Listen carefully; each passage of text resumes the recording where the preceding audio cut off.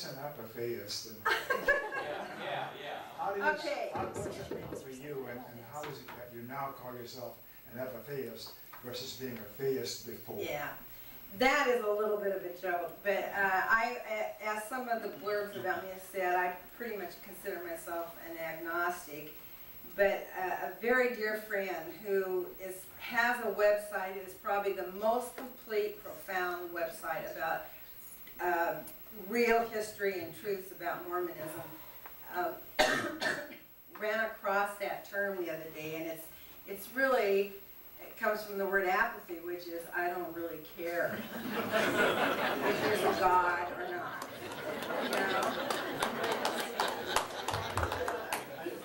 And you know, for me to say that as a child who was on her knees every single night from about the age of 5 till I probably left the church, I prayed every single night.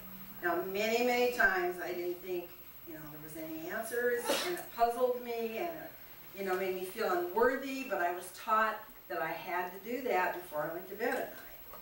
So for me to go from there in a very few years, just say, you know, I don't know and I don't care. I'm living in the now, and do no harm is my religion now. That is my religion. Okay? 4 minutes. A few weeks ago, the magazine The New Republic published a rather dire warning about the possibility of Mitt Romney's being elected. You know, since he is a Mormon, I was wondering if you'd be willing to comment on that. Yeah, that's. I'm glad you brought that up. There is just a tremendous lot of discussion going on in the ex-Mormon community right now, which is very big, and we have formed a foundation. We put on conferences in Salt Lake City every year for ex-Mormons, and I've been the chairman of that the last 5 years. They're very exciting, and last year we had like 250 people there from several different places in the world, Germany and Australia and all over the United States.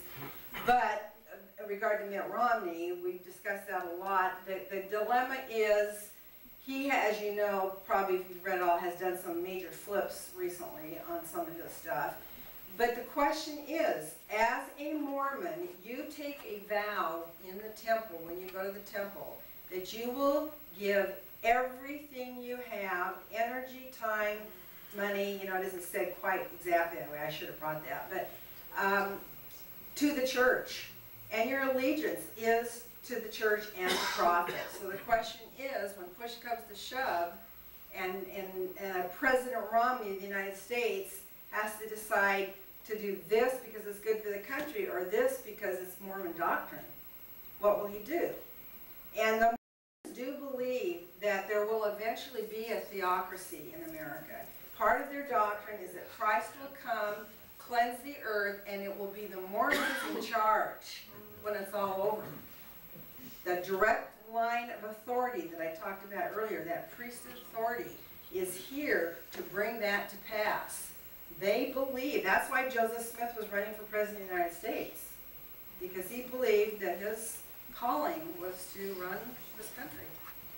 And of course there was a theocracy in Utah for 40 years. And it's still there in a lot of ways. I think we've got lived in Utah. Just one last question. Just one quick question. What is the growth rate now compared to the way it used to be? Is it really still growing? It's growing rapidly in third world countries. The baptism rate in America is pretty much just leveled out to nothing.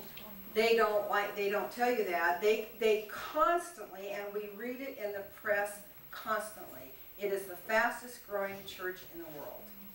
They put that out. They have a professional PR company, one of the best in the country from New York City, a Jewish company that does their PR, and that is constantly put out. And it is not true. There are many other religions. Of course, Islam is growing, you know, by leaps and bounds. But most Mormons believe that it is still the fastest growing religion in the world, because that's what they're taught at church. And so the retention rate in the third world countries is about 10 to 15%. Most people who are baptized as a Mormon in Samoa or South America or, you know, places, they come for 3 or 4 or 5 weeks. And then the cultural stuff just comes in and they can't do it anymore. And they join for the wrong reasons sometimes. They get pressured into baptism.